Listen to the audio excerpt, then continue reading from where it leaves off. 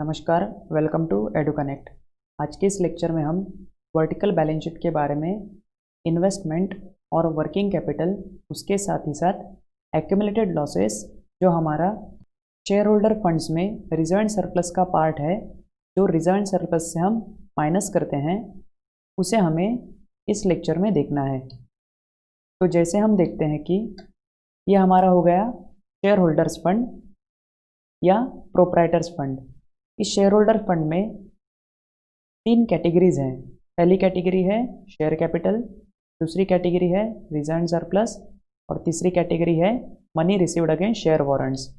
तो ये तीनों हमने कवर कर लिए, लेकिन जो यहाँ रिजर्व एंड सरप्लस से हमें less losses means accumulated losses and fictitious assets जो हमें माइनस करना है, वो हम इस लेक्चर में देखने वाले हैं।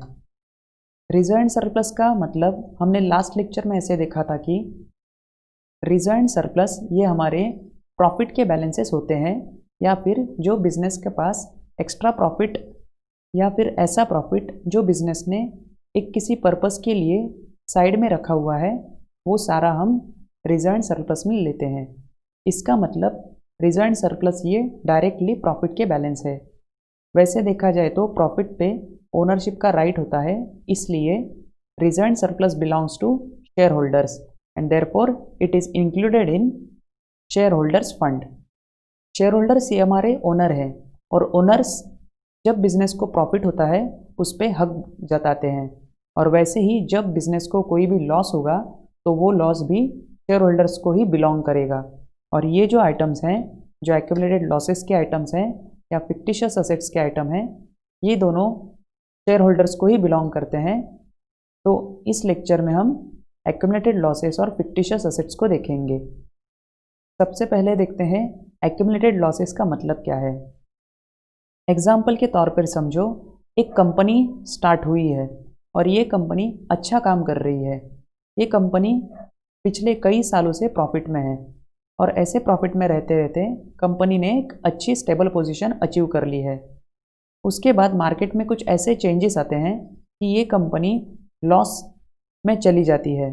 पहले साल इस कंपनी को लॉस होता है, वो लॉस हम पिछले सालों के जो प्रॉफिट्स हैं उससे रिकवर कर सकते हैं। दूसरे साल में भी कंपनी को लॉस जाता है, ये लॉस भी हम इस लास्ट प्रॉफिट से रिकवर कर सकते हैं। अब हमारी ये जो कंपनी है ये कंटिन्यूस लॉसेस में जा रही है।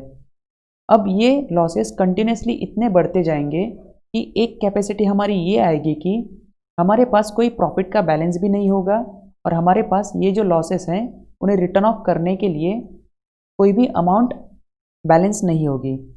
अब कंपनी क्या करती है, अगर ये कैपेसिटी रीच होने के बाद, मतलब हमारे पास अगर कोई भी लॉस का बैलेंस राइट ऑफ करने के लिए कोई भी रिजर्व का या प्रॉफिट का बैलेंस अगर अवेलेबल नहीं है, तो उसके बाद कंपनी ये जो बैलेंस है इसे प्रॉफिट एंड लॉस अकाउंट में दिखाती है। लेकिन ये प्रॉफिट एंड लॉस अकाउंट का जो बैलेंस होता है, ये प्रॉफिट एंड लॉस अकाउंट का बैलेंस डेबिट बैलेंस होता है। जैसे प्रॉफिट एंड लॉस अकाउंट का बैलेंस डेबिट होना, उसका मतलब है ये हमारे बिजनेस का लॉस का बैलेंस है। क्योंकि आपको नॉमिनल अकाउंट का रूल पता होगा। नॉमिनल अकाउंट का रूल ये है कि debit the losses and expenses. तो ऐसा सोचा जाए तो प्रॉफिट एंड लॉस अकाउंट का डेबिट बैलेंस ये लॉस का बैलेंस है। इस एक कंडीशन में हमारे पास एक्यूमुलेटेड लॉसेस का बैलेंस हो सकता है। दूसरी अगर कंडीशन देखें तो समझो हमने आज ही कंपनी स्टार्ट की है, और कंपनी स्टार्ट करने के बाद पहले ही साल हमें लॉस हो गया या फिर दूसरे ही साल लॉस हो गया, तो ये जो लॉस का बैलेंस है ये भी हमें एक्यूमुलेटेड लॉसेस मतलब प्रॉफिट एंड लॉस अकाउंट के डेबिट बैलेंस में दिखता है।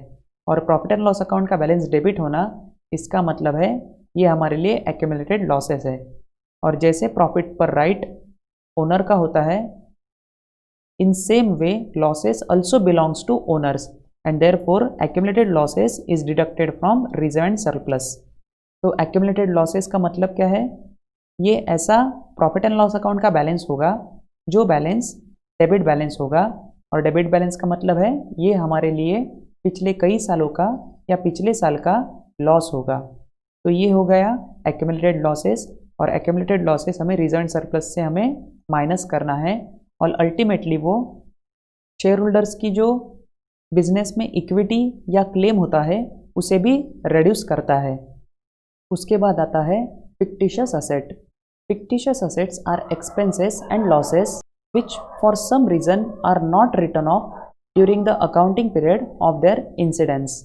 फिक्टिशियस असेट्स ये एक तो हमारे बिजनेस के लिए एक्सपेंसेस होगा या फिर हमारे बिजनेस का वो लॉस होगा जो किसी कारणवश हम इस साल में पूरी तरह से या कुछ हद तक रिटर्न ऑफ नहीं कर सके, तो उसे हम फिक्टिशियस असेट्स कहेंगे। तो उसके एग्जांपल्स हैं preliminary expenses, discount allowed on issue of shares, discount allowed on issue of debentures और loss incurred on issue of debentures.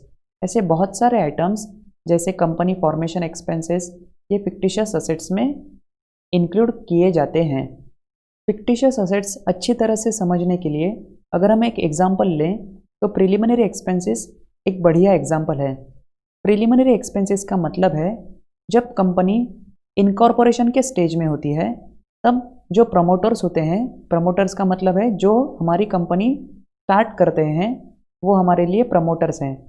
ये कंपनी जब स्टार्ट करते हैं तो उन्हें बहुत सारा खर्चा करना पड़ता है क्योंकि कंपनी की रजिस्ट्रेशन और कंपनी की इनकॉर्पोरेशन ये बहुत लेंदी प्रोसेस है और इस प्रोसेस के लिए हमें बहुत सारा खर्चा करना पड़ता है।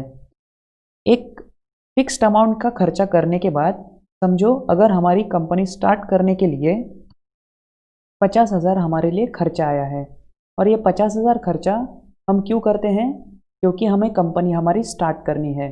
अब हम ये जो खर्चा है इसे हम अगर एक साल में राइट ऑफ कर दें तो एक साल में हमारे बिजनेस को 50,000 का एक्सपेंसेस होगा और इस एक्सपेंसेस की वजह से हमारा जो पूरा बिजनेस है वो लॉस में चला जाएगा और ये लॉस बहुत बड़ा होगा। तब हमारे बोर्ड ऑफ डायरेक्टर्स ऐसा डिसीजन लेते हैं कि ये जो 50,000 खर्चा है इसे हम 5 सालों में डिवाइड करेंगे और हर साल इसकी सेम अमाउंट हम राइट ऑफ करने वाले हैं। तो पहले साल जो 50,000 खर्चा है वो हमारी बैलेंस शीट में हम लिखेंगे एज प्रिलिमिनरी एक्सपेंसेस और ये हमारे एसेट साइड में आएगा। उस 50,000 से पहले साल हम 10,000 माइनस करेंगे और ये 10,000 हम प्रॉफिट एंड लॉस अकाउंट में चार्ज करेंगे। इसे कहते हैं प्रिलिमिनरी एक्सपेंसेस रिटर्न ऑफ। तो पहले साल के एंड में हमारे पास 40,000 का बैलेंस होगा, वो होगा प्रिलिमिनरी एक्सपेंसेस का बैलेंस। उसके बाद अगले साल हमारे फिर से 40,000 के बैलेंस से हम 10,000 का बैलेंस राइट ऑफ करेंगे और अगले साल वो बैलेंस 30,000 हो जाएगा। उसके अगले साल वो बैलेंस 20,000 होगा, उसके अगले साल 10,000 और लास्ट 5th ईयर में वो बैलेंस 0 हो जाएगा। डायरेक्टर्स ने ये जो डिसीजन लिया है उसके पीछे जस्टिफिकेशन क्या है? ये जो 50,000 खर्चा कंपनी ने किया हुआ है वो कंपनी को लाइफ टाइम में एक बार ही करना है। अगर ये खर्चा लाइफ टाइम में एक बार ही करना है और उसका बेनिफिट उस कंपनी को लाइफ टाइम होने वाला है क्योंकि कंपनी शुरू करने का खर्चा हमें लाइफ टाइम में एक बार ही करना होता है और हमें उसका बेनिफिट पूरे लाइफ टाइम होता है। तो वो खर्चा हम अगर एक ही साल को दिखाए तो वो जस्टिफाइबल नहीं है और इसलिए ये खर्चा डायरेक्टर्स के डिसीजन के बेसिस पे हमने 5 साल में डिवाइड कर लिया। अभी पहले साल में जो 50,000 खर्चा था जो राइट ऑफ नहीं हुआ था वो हमारे लिए प्रिलिमिनरी एक्सपेंसेस था। पहले साल के एंड में जो 10,000 खर्चा राइट ऑफ हुआ है वो हमारे लिए प्रिलिमिनरी एक्सपेंसेस रिटर्न ऑफ है। दूसरे साल में 40,000 खर्चा प्रिलिमिनरी एक्सपेंसेस होगा। तीसरे साल में 30,000 खर्चा प्रिलिमिनरी एक्सपेंसेस होगा। चौथे साल में 20,000 और 5वें साल में 10,000। छठे साल में प्रिलिमिनरी एक्सपेंसेस का बैलेंस ये 0 हो जाएगा। ये 0 बैलेंस होने के बाद प्रिलिमिनरी एक्सपेंसेस हमारे बैलेंस शीट से पूरी तरह से मिट जाएंगे। इस तरह से discount on issue of shares, loss incurred on issue of debentures, company formation expenses, ये सारे जो आइटम्स हैं ये फिक्टिशियस असेट्स में लिए जाते हैं। Discount on issue of shares, अगर शेयर्स 10 साल को हम इशू कर रहे हैं और डिस्काउंट हम शेयर्स इशू करने के लिए दे रहे हैं तो ये डिस्काउंट हमने शेयर्स बेचने के लिए मतलब इशू करने के लिए दिया है। शेयर्स की लाइफ अगर 10 साल है तो ये डिस्काउंट भी हम अगले 10 साल में डिवाइड करेंगे और 10 साल में ये डिस्काउंट हम सेम राइट ऑफ कर लेंगे। वैसे ही loss on issue of debentures के बारे में हम कैलकुलेशन करते हैं। तो ये जो एक्यूमुलेटेड लॉसेस और फिक्टिशियस असेट्स है उसका हमें रिजर्व सरप्लस में बैलेंस माइनस करना है। जो रिजर्व सरप्लस का बैलेंस आएगा यहाँ, उससे फिक्टिशियस असेट्स का बैलेंस हमें माइनस कर लेना है और उसके बाद रिजर्व सरप्लस की अमाउंट जो है वो money received against share warrants और टोटल शेयर कैपिटल, यह हमें उसकी टोटल करके ओन फंड या नेट वर्थ लेनी है। उसके आगे आते हैं एप्लीकेशन ऑफ फंड्स में इन्वेस्टमेंट। इन्वेस्टमेंट का मतलब है एनी एसेट और any item which is purchased with the hope that it will generate income or appreciate in value at some point in future। Investment का मतलब है हम अगर कोई एसेट या कोई संपत्ति या कोई प्रॉपर्टी हम परचेस करते हैं, क्योंकि परचेस करने के पीछे हमारे दो या दोनों में से कोई भी एक उद्देश्य होगा। पहला उद्देश्य हो सकता है कि हमें उस इन्वेस्टमेंट से इनकम जनरेट करना है और दूसरा ऑब्जेक्ट हो सकता है कि हमें उससे वैल्यू एप्रिसिएशन पानी है। जैसे कि बैंक में हम 1 साल के लिए फिक्स डिपॉजिट रखते हैं। ये जो फिक्स डिपॉजिट हमने बैंक में रखा है, बैंक हमें 1 साल के बाद उस पर इंटरेस्ट देती है। ये जो इंटरेस्ट है ये हमारे लिए इनकम होगा और ये इनकम जनरेट करने के लिए हमने ये बैंक में पैसे रखे हैं। वैसे ही अगर कोई बैंक में हम लॉन्ग टर्म के लिए पैसे रखते हैं और वो लॉन्ग टर्म में अगर डबल हो रहे हैं तो ये डबल होने वाली वैल्यू हो गई। ये वैल्यू हम इंक्रीज करने के लिए बैंक में फिक्स डिपॉजिट या कोई भी प्रकार की इन्वेस्टमेंट कर रहे हैं। वैसे ही मॉडर्न इन्वेस्टमेंट्स में कंपनी शेयर्स परचेस करती है, डिबेंचर्स परचेस करती है या फिर गोल्ड बॉन्ड्स, सर्टिफिकेट्स, ये बहुत सारे जो इन्वेस्टमेंट के आइटम्स हैं, म्यूचुअल फंड, एसआईपी, ये परचेस किए जाते हैं। इन्वेस्टमेंट करते वक्त जिस कंपनी में या जिस आइटम में हमें इन्वेस्टमेंट करनी है उसकी पूरी स्टडी की जाए तो अच्छी तरह से हमें हमारी कंपनी को इनकम और वैल्यू एप्रिसिएशन मिल सकता है। ये जो हमारी बैलेंस शीट में इन्वेस्टमेंट है, इस इन्वेस्टमेंट में हमें सिर्फ और सिर्फ लॉन्ग टर्म इन्वेस्टमेंट लेना है। मतलब जिस इन्वेस्टमेंट की लाइफ कम से कम एक अकाउंटिंग पीरियड से ज़्यादा होगी, वो हमें इस इन्वेस्टमेंट हेड में लेना है। अगर कोई इन्वेस्टमेंट 1 साल से कम होगी तो उसे हमें करंट असेट्स कंसिडर करना है। यह हमें प्रॉब्लम में दिया होता है या फिर उसकी एडिशनल इन्फॉर्मेशन हमें दी हुई होती है। उसके आगे है करंट असेट्स। करंट असेट्स का मतलब है जो असेट हमारे बिजनेस में एक अकाउंटिंग पीरियड में मतलब 12 महीने में फ्लक्चुएट होते हैं, उनका बैलेंस चेंज होता है, उसे हम जनरली करंट असेट्स कहते हैं। Current assets represent employment of money by company in short term basis. मतलब ये जो करंट असेट्स हैं ये हम इजीली, एम्प्लॉयमेंट ऑफ मनी का मतलब है ये हम इजीली कैश में कन्वर्ट कर सकते हैं in short run. Current assets को हम ऐसे भी कह सकते हैं कि any asset which is generally converted into cash with in a year. 1 साल में कोई भी एसेट अगर कैश में पूरी तरह से कन्वर्ट हो सकती है तो उसे हम करंट असेट्स कहेंगे। करंट असेट्स में क्या क्या इंक्लूड होता है? स्टॉक, जो स्टॉक ऑफ रॉ मटेरियल है, stock of WIP, stock of finish goods, spare parts का स्टॉक, ये सारे स्टॉक करंट असेट्स में गिने जाते हैं। डेटर्स, ऐसे व्यक्ति जिन्हें हम उधारी पे, क्रेडिट पे माल बेचते हैं, गुड्स बेचते हैं और वो हमारे लिए डेटर्स होते हैं। Cash and bank balance, cash और बैंक बैलेंस का बैलेंस हमें रेगुलरली इंटरवल पे चेंज होता रहता है, वैसे ही वो बहुत बार फ्लक्चुएट होता है। लोन्स एंड एडवांसेस, यहाँ short term loans and advances के बारे में डिस्कस किया जाता है। जो लोन हमने दूसरी कंपनी को, हमारे एम्प्लॉयज़ को या फिर किसी भी पार्टी को शॉर्ट टर्म के लिए मतलब 12 महीने से कम पीरियड के लिए अगर इशू किए होंगे तो उसे हम short term loans and advances में कंसिडर करेंगे और वो करंट एसेट्स का पार्ट है। मार्केटेबल सिक्योरिटीज ये हो गई हमारी शॉर्ट टर्म इन्वेस्टमेंट और अदर करंट एसेट्स जैसे प्रीपेड एक्सपेंसेस हो गया या फिर आउटस्टैंडिंग इनकम हो गया, बिल्स रिसीवेबल एट्सेट्रा। उसके बाद करंट एसेट्स के क्विक एसेट्स में क्लासिफिकेशन किया जाता है। Quick assets are known as near cash assets. Quick assets को हम नियर कैश एसेट्स कहते हैं।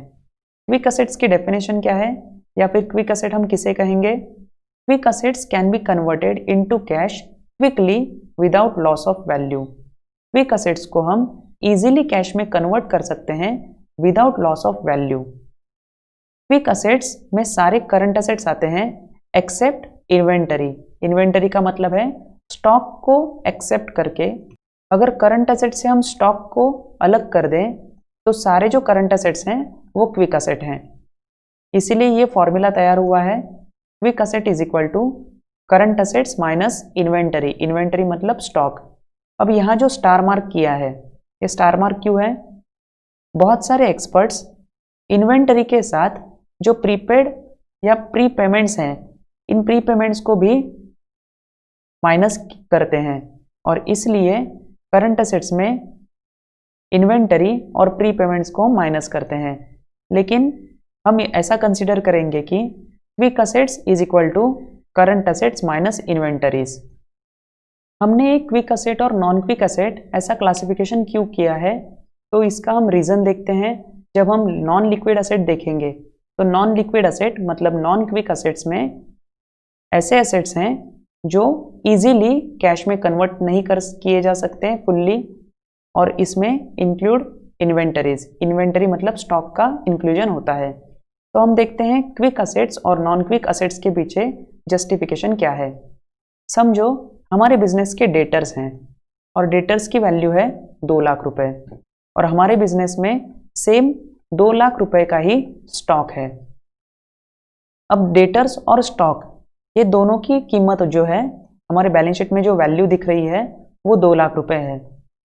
आगे जाके अगर हम देखें, डेटर्स 6 महीने में हमारे कन्वर्ट हो सकते हैं।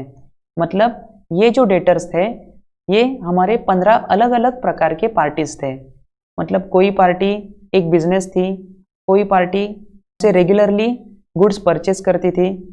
उसके बाद जब हम 6 महीने के बाद देखते हैं या फिर 1 साल के बाद देखते हैं तो ये जो 15 लोग हैं, इन 15 लोगों से ये जो इन्होंने जो ट्रांजैक्शंस किए थे ये सारे ट्रांजैक्शन हम रिकवर कर लेते हैं।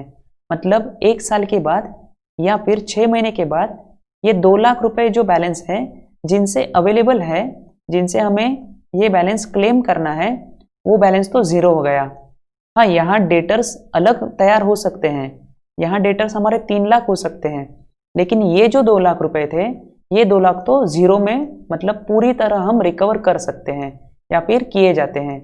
लेकिन स्टॉक का अगर देखा जाए तो स्टॉक के बारे में ऐसा नहीं होता। 2 लाख का स्टॉक अगर मेरे शॉप में या मेरे बिजनेस में आज है तो बहुत बार ऐसा होता है कि ये पूरा स्टॉक 1 साल होने तक भी ज़ीरो नहीं होता, क्योंकि इन स्टॉक में से कुछ ना कुछ आइटम मेरे बिजनेस में रहता ही है। अगर बिजनेस देखा जाए तो बिजनेस ये पूरे रिस्क पे चलता है। आप अगर रिस्क लोगे तो रिस्क लेने के बाद आपको रिवॉर्ड भी अच्छा मिलेगा। वैसे ही बिजनेसमैन बहुत तरह के स्टॉक अपने बिजनेस में लाके रखता है। कई बार उसके डिसीजन गलत हो जाते हैं और गलत होने के बाद उसका लॉस मतलब उसका खामियाजा उस बिजनेसमैन को भुगतना पड़ता है। जैसे कि हमारा जो बिजनेसमैन है जिसका हम एग्जाम्पल ले रहे हैं, इसने 7 अलग अलग प्रकार के वस्तुएं परचेस की हैं और ये उसने स्टॉक में इंक्लूड किए हैं। 1 साल के बाद उसके पास से ये जो 5 वस्तु थी इनका बैलेंस पूरी तरह से ख़त्म हो गया और उसकी वजह से इसने इसमें नया स्टॉक इंक्लूड किया। मतलब ये जो स्टॉक था, सपोज ये स्टॉक हमारा 1,70,000 का था, ये स्टॉक हमारा ज़ीरो हो गया और सेम टाइप के हमने गुड्स लाए हैं, लेकिन सेम टाइप के गुड्स हमने फिर से परचेस किए हैं। मतलब ये तो नया स्टॉक हो गया, पुराना स्टॉक हमारा ख़त्म हो गया। लेकिन ये जो 2 स्टॉक हैं इनमें से जो 30,000 का स्टॉक था उसमें से सिर्फ 10,000 का स्टॉक हमने बेच दिया। इसमें से तो अभी 20,000 का स्टॉक इजीली हम आइडेंटिफाई कर सकते हैं जिसकी लाइफ 1 साल से ज़्यादा है।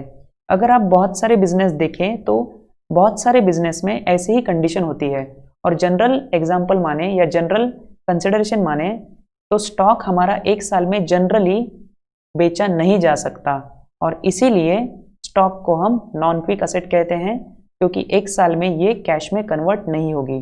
तो ये जस्टिफिकेशन है करंट असेट को हमें क्लासिफिकेशन क्विक असेट और नॉन क्विक असेट में क्यों करना है, क्योंकि स्टॉक हम फुल्ली यूटिलाइज करके जीरो वैल्यू उसकी नहीं कर सकते, वो स्टॉक हम टोटल चेंज नहीं कर सकते, लेकिन डेटर्स मैक्सिमम 6 महीने के लिए या 6 महीने के बाद उसका बैलेंस जीरो हो जाता है। तो करंट असेट्स के लिए आप ये इक्वेशन याद रखना, करंट असेट्स में से अगर क्विक असेट्स को हमें साइड में निकालना है तो क्या करना होगा, सिर्फ हमें इन्वेंटरी को साइड में निकालना होगा।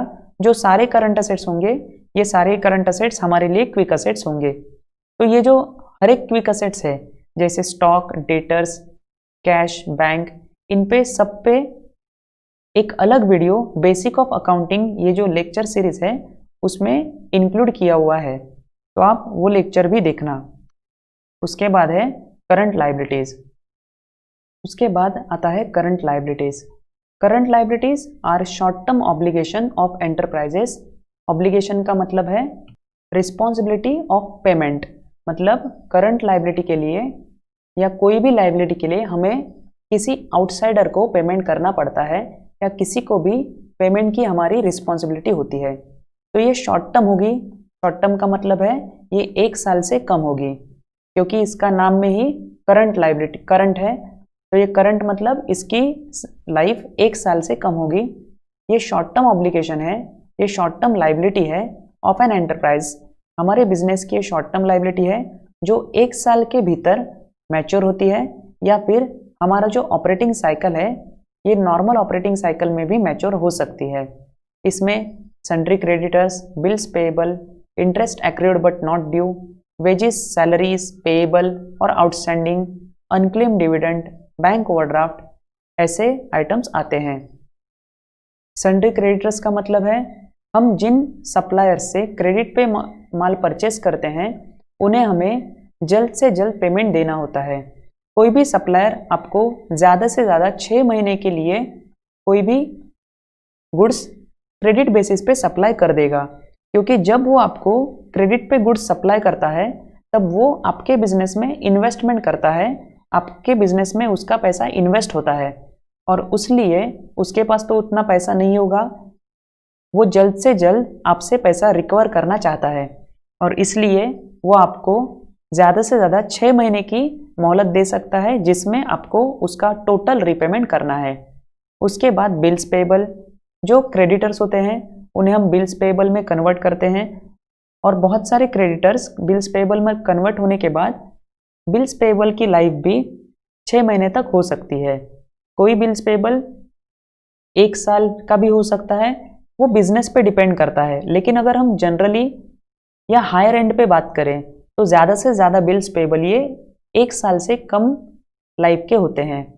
वैसे ही interest accrued but not due, wages and salaries payable, ये जो सारे आइटम्स हैं ये सारे आइटम करंट लायबिलिटीज़ के आइटम हैं। इन सब पे एक एक वीडियो बेसिक्स ऑफ अकाउंटिंग में अपलोड किया हुआ है या जल्द ही अपलोड होगा, तो आप basic of accounting lecture series देखिए। उसके बाद है short term provision. Short term provision में शॉर्ट टर्म का मतलब है जो प्रोविजन 1 साल से कम है। Any amount written by the way of providing for any known liability which the amount can not be determine with substantial accuracy, मतलब कोई भी अमाउंट ऐसी हम रिटेन करते हैं, साइड में रखते हैं, जिसके बारे में हमें वो लायबिलिटी फ्यूचर में तैयार हो सकती है इसके बारे में पता है। मतलब हमें ऐसा अगर लगता है कि एक नई लायबिलिटी हमारे बिजनेस की फ्यूचर में, नियर फ्यूचर में, मतलब 1 साल से कम पीरियड में तैयार हो सकती है, तो उस लायबिलिटी को मीट करने के लिए, उस लायबिलिटी का पेमेंट करने के लिए हम एक कुछ अमाउंट साइड में रखते हैं। लेकिन प्रॉब्लम क्या होता है कि उसकी हम एक्यूरेटली वैल्यू नहीं कर सकते। अगर हम उसकी एक्यूरेटली वैल्यू नहीं कर सकते तो उसके लिए हम एक नॉर्मल एस्टिमेट लगा के, एग्जैक्ट फिगर तो नहीं लेकिन एस्टिमेट लगा के एक फिक्स फिगर, कुछ परसेंटेज हम साइड में रख सकते हैं, जैसे कि provision for depreciation on asset, provision for doubtful debts, provision for propose dividend, provision for taxation etcetera. Doubtful debts मतलब फ्यूचर में मुझे ऐसा लगता है कि मेरे जो डेटर्स हैं उनमें से कई डेटर्स ये बैड डेट्स में कन्वर्ट होने वाले हैं, मतलब ये डेटर्स मुझे मेरी अमाउंट रिकवर, उन डेटर्स से मुझे मेरी अमाउंट रिकवर नहीं होगी, तो ये मेरे लिए एक टाइप का लॉस है। तो इसलिए मैं प्रोविज़न करता हूँ, क्योंकि ये फ्यूचर का जो लॉस है, फ्यूचर का जो मेरा लॉस के बारे में एस्टिमेट है, उसके लिए मैंने क्या किया है, एक प्रोविज़न निकाली है। और ये प्रोविज़न डेटर्स पे डिपेंड होती है।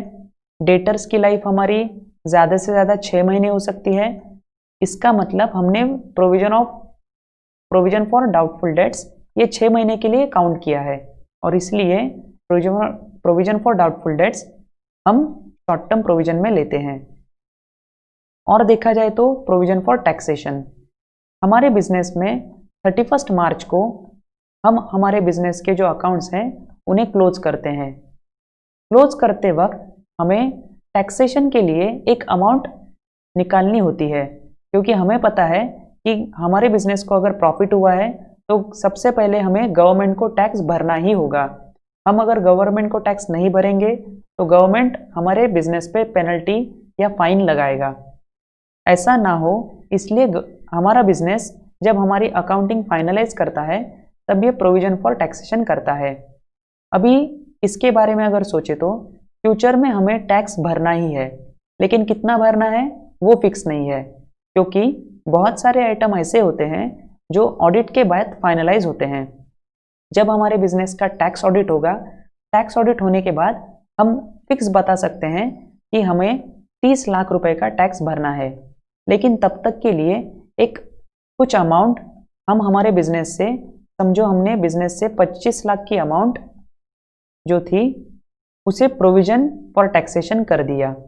ये प्रोविज़न हमारी शॉर्ट टर्म के लिए होगी, क्योंकि 31 मार्च के बाद जब हमारे बिजनेस का टैक्स ऑडिट होगा, जब हमारे बिजनेस के अकाउंट फाइनलाइज हो जाएंगे, ऑडिटर उसे ऑडिट रिपोर्ट दे देगा, तब हमें गवर्नमेंट के पास इनकम टैक्स रिटर्न फाइल करने हैं। और इनकम टैक्स रिटर्न फाइल करते वक्त हमें एग्जैक्ट पता हो सकता है कि हमें 30 लाख रुपए का टैक्स भरना था।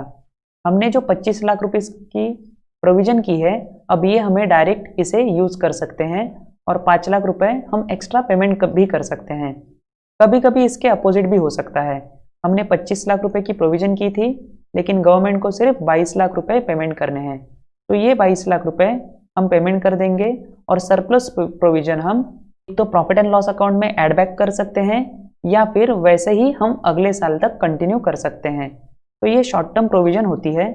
उसके बाद है quick liabilities. Quick liabilities are current liabilities which mature within the very short period. ये जो क्विक लाइबिलिटीज़ हैं ये शॉर्ट पीरियड में, मतलब 1 साल के कम पीरियड में मैच्योर हो जाते हैं। वैसे ही आसान शब्दों में अगर हम सोचे तो करंट लाइबिलिटीज़ का जो पेमेंट है हमें 1 साल में पूरी तरह से करना ही होता है। Quick liabilities is equal to current liabilities minus bank overdraft and cash credit. जो हमारे सारे करंट लाइबिलिटीज़ हैं उनमें से बैंक ओवरड्राफ्ट और कैश क्रेडिट हम निकालें तो हमें हमारे क्विक लाइबिलिटी मिल जाएंगे। ऐसा क्यों? क्योंकि हमारे जो क्रेडिटर्स हैं उन क्रेडिटर्स को हमें पूरा पेमेंट करना ही होता है, लेकिन बैंक ओवरड्राफ्ट के बारे में ऐसा नहीं होता। बैंक ओवरड्राफ्ट ये बिजनेस की बैंक के साथ एक प्रोविज़न की है, एक अरेंजमेंट है, जिस अरेंजमेंट में बैंक और बिजनेस एक कॉन्ट्रैक्ट में बाइंडिंग होते हैं कि बिजनेस ने उस बैंक में करंट अकाउंट ओपन करना है। करंट अकाउंट आपको पता होगा, जैसे सेविंग अकाउंट हम ओपन करते हैं वैसे ही बिजनेसेस उन्हें अच्छी फैसिलिटी मिलने के लिए करंट अकाउंट ओपन करते हैं।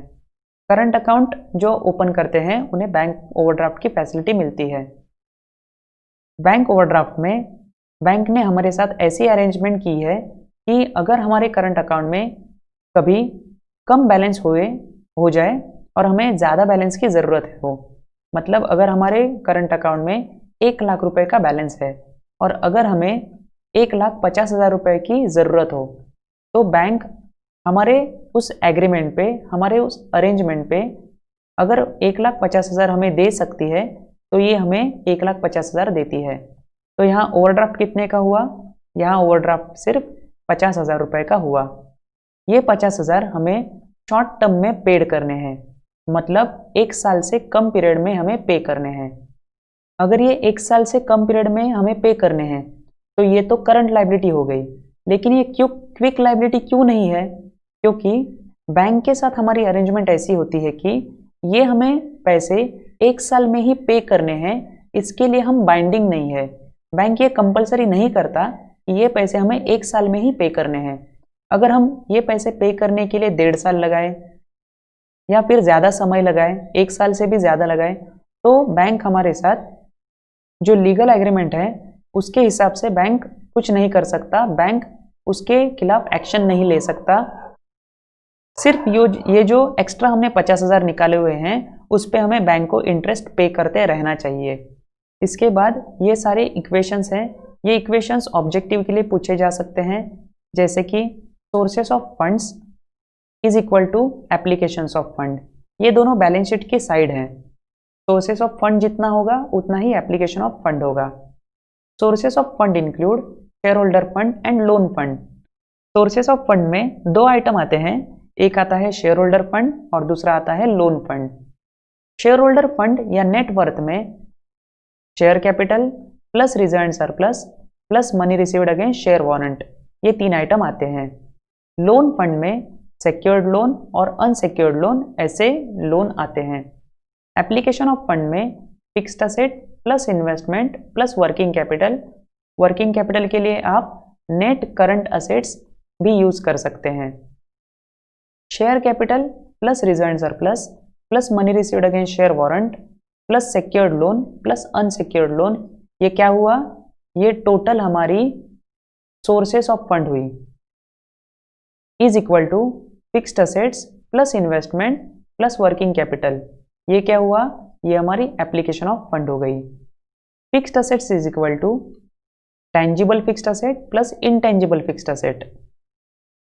इन्वेस्टमेंट में सिर्फ non current assets, non current का मतलब है जो एसेट्स करंट नहीं है, मतलब जो लॉन्ग टर्म एसेट्स हैं, तो लॉन्ग टर्म इन्वेस्टमेंट हमारे इन्वेस्टमेंट में हमें इंक्लूड करना है। Current assets is equal to quick asset plus short term loans and advances plus non quick asset.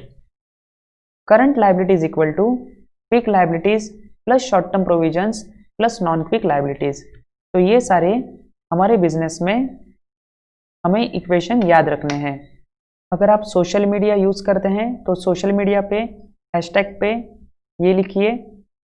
ये मेरे इंस्टाग्राम के हैंडल्स हैं, फेसबुक का ऑफिशियल पेज है। अगर आपको कोई भी डाउट हो तो आप इस नंबर पे व्हाट्सएप कर सकते हैं। इस यूट्यूब चैनल पे 11th कॉमर्स से लेके एमकॉम तक जो सारे accounts, taxation, audit, financial accounting, cost accounting, management accounting, direct and indirect taxation, ये जो सारे लेक्चर्स हैं ये अपलोड किए जाएंगे। तो चैनल को सब्सक्राइब कीजिए और ज़्यादा शेयर कीजिए। Thanks for listening, God bless you all.